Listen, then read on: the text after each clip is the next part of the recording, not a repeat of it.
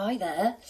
I'm going to show you today how to join two thumb pots together and create a vessel. I'm actually going to try and do like a little salt cellar like this. I made this one the other day. So this has been bisque fired and decorated with underglazes, and it hasn't been glazed yet. So I just wanted to show you, where you put your salt in, it stops the dust from going in and everything. But also this technique, you could actually use it for the beginnings of loads of other things. It's just like a sealed bubble, it could be like the body of an animal maybe. You could just add on, legs and a head, that kind of thing. Anyway, you'll see. This is quite funny because I made these two thumb pots the other day, and then my friend Gerald came in yesterday and they were in a plastic bag, and he just poked it like that with his finger. And it just went bloop, and his face just went, oh my God, sorry, what have I done? So that's why I'm starting off with two thumb pots, and one of them has got a great big dent in it. Thanks, Gerald. Anyway, it did make me laugh a lot. So I'm just going to push it back out. So it doesn't really matter. I did try and tell him that it didn't matter, but he was very worried. Oh dear, that's what happens, isn't it, when you go into a pottery studio and poke things? You never know. Anyway, so basically, you already know how to do a thumb pot, and if you don't, go back and watch the video on how to make a thumb pot. They're super easy, okay? So I'm not going to do that whole bit with you. I just want to tell you about how to join them. So, obviously you want two thumb pots the same size. That's kind of important because, actually these aren't the same size, but what you do want is for the diameter of the rims of the thumb pot to be the same, okay? And the way that I get that is if I make a ball of clay and then I just cut the ball of clay in half, and then I make a thumb pot out of each half. And then basically they should be quite similar. Obviously they might, sorry, that's my phone. I'll just switch that on to silent, I think, since I'm doing this. I'm trying to be professional. There you go. What was I saying? I've lost my thread now. What was I saying? Oh yeah, that's right. So basically, even though you're squidging the clay around and that kind of thing, basically if you start with a ball and you cut it in half, they won't be too far different, hopefully, and you'll just be able to make them fit. So these weren't like a perfect fit when I finished them. And they're quite uneven, actually. They're not even that well done. But I think that doesn't really matter with this sort of thing. So we're going to join them together. So as long as they kind of line up when you put them together, you see they're kind of the same size. It's never going to be perfect, but that doesn't matter. So, and also, like, after you've made your thumb pots, what I do is I just tamp them down like that to get that flat edge, because that's quite handy, because then you've got more surface area to join together. So I'm just going to score them, because any two, I'm going to put my glasses on, any two times that you join clay together, you want to just score it up and then use your slip for joining. Super important. Don't worry about damaging the clay, because you're not going to. And like, I'm really hacking in actually, because I want this join to be really strong. And the only way that you can kind of get that to happen is if you do really robust scoring, okay? It's not damaging it, it's helping it. So I'm just going to go all the way around. And like, I'm using a potter's knife, but you could use a fork. I think a fork would probably be better, actually. I don't know why I don't use a fork. I've got some forks actually with some nice pointy ends. And I know that some plastic forks are very kind of abrasive like that, So it doesn't matter if you haven't got, a proper potter's knife, because I reckon you could do better, actually, by rummaging in your household, in your kitchen cupboards. Right, okay, so I've got both sides nicely scored, okay? I'm just going to use a bit of slip, which is just this clay mixed with water. And I always sort of say it, if you haven't got slip, don't worry, you can just use water. But if you want to make slip, just dry out a blob of clay and just mix it with some water after it's dry, and it'll go into a nice porridgey, thick slip, which I like using. Okay, so now you're going to hold your pots like this. You're not going to put one down and put it on the top. You know, I feel like this is a really supportive way to hold them and make sure the rim doesn't squidge into a weird shape. So you're then just going to just tack them together, because obviously they might not, you know, I think I've squidged mine out of shape a little bit.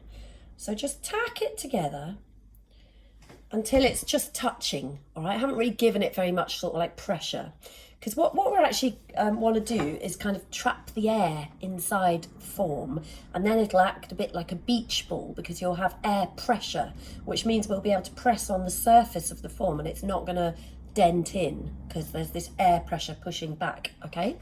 But anyway, we need to get that air trapped.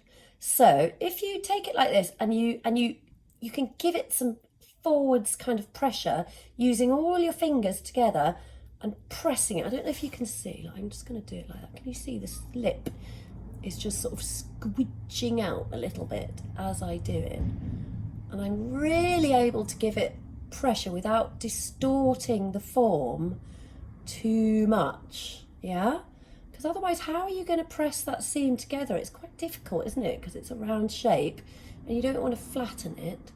So I'm just able to do that because I'm holding it in this way and I'm working really slowly around the form, and I'm really able to use my fingertips to give it that sidewards pressure.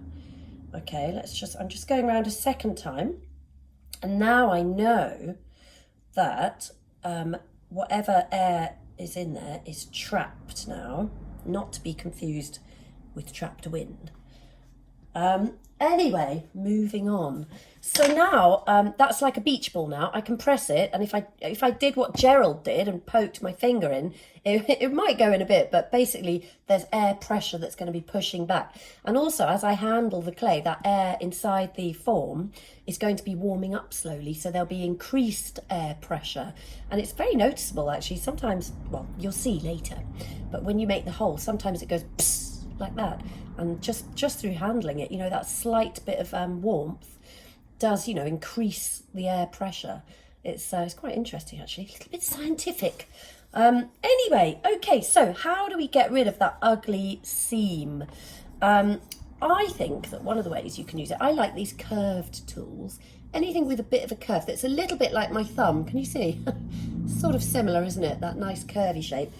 What you want to do is don't put it down on the surface if you can help it. You want to give it sideways smearing. I'm just going to kind of show you. Sideways smearing. Can you see? Okay. I know it looks like I'm just going to hold it close so I can actually see. Right. So, sideways smearing. Because what you're actually doing is you're plastering the crack, okay? Don't do it that way, because it's not the same. What you want is for that seam to really disappear. So you actually want to be smearing the clay like completely sideways, because you've got a little bit of excess clay there. And also you don't want to use too much slip, because if you've got like way too much slip all over the surface, it just gets really slippery and you can't get a purchase on it with the tool, you know. So a little bit of slip and loads of kind of smearing sideways seems to work. I mean, if you've got a gaping great big gap, then I would recommend that you put a little soft sausage all around the gap and then still do a bit of sideways smearing, but hopefully you wouldn't need to do that. Okay, so let's just, and I know it looks really messy, but that's absolutely fine. Okay, so can you see? So you can see how that really seals up that gap. Because if you work in that direction, it's like you need to put something in the crack, like a sausage, or, you know, or you're always going to have like a little valley there. It's very difficult to get rid of a dent by just kind of smoothing it in the same direction as the actual dent. You've got to go in the other direction, really. So now I know that is totally sealed. I'm just going to use my thumb or my finger to just start smoothing that back. Okay, and I can actually feel that air pressure in there now, which is good. That's what you want, and that's gonna really help us, because it means that I can put this kind of pressure on the outside of it, and it's not going to, you know, it's not going to dent in. Can you see? So I've just used my thumb and my finger to kind of get that. There's still a little, see, there's still a little mark there where it's not quite done what I wanted to do, but by the time we've finished with it, it'll be fine. So you can just carry on doing that for a while, and then basically, oh, I haven't got my paddle here next to me, which is what I sort of wanted. But so once you've got that air pressure, like now, if I pat it, okay, because I just want to pat it back into a good shape, I can actually feel that pressure pushing back against me. It's sort of bouncing a little bit, okay? And you can also kind of use a damp sponge and sponge that back and get that really, really, really smooth so you can't see that joint at all. I'm not going to do that because I haven't really got enough time, and I just want to show you how to cut a hole in it and that kind of thing. So basically, that's how you join two thumb pots together to get a form. And if you just pat it, you can pat it into whatever shape you want, and you know that it's just going to kind of accept that, you know, it's not going to dent in or crush or anything because you've got that air pressure, okay?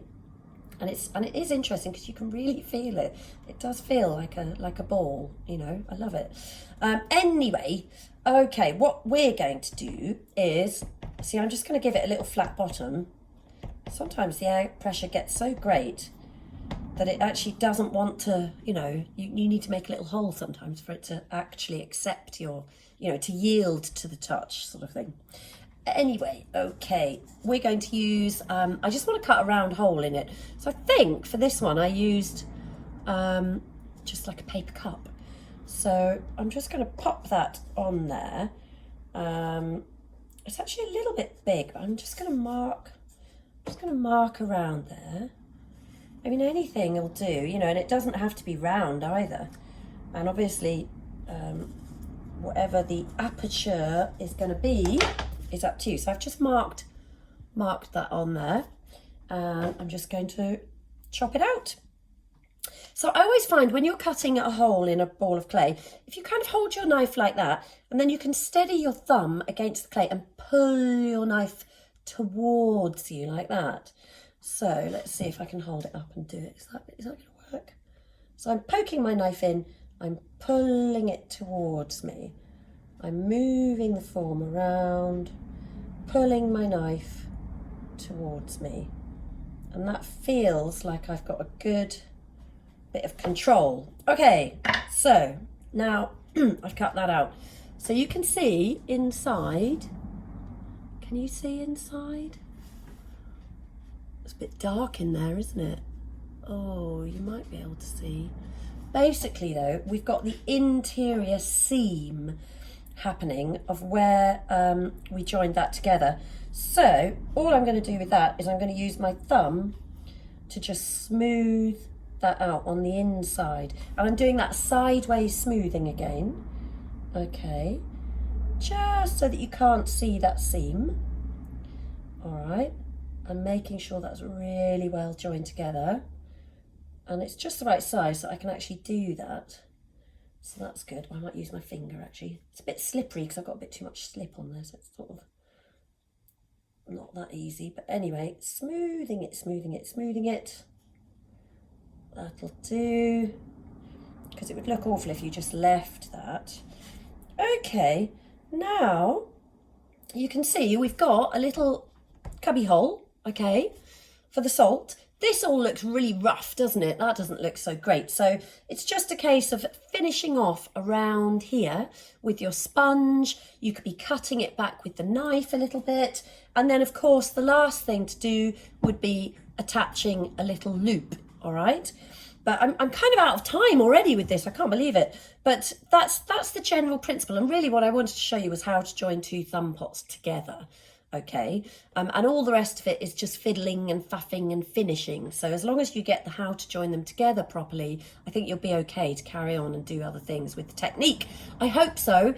I hope that's okay. Sorry I didn't have time to finish it. I had no idea it would take that long to do that.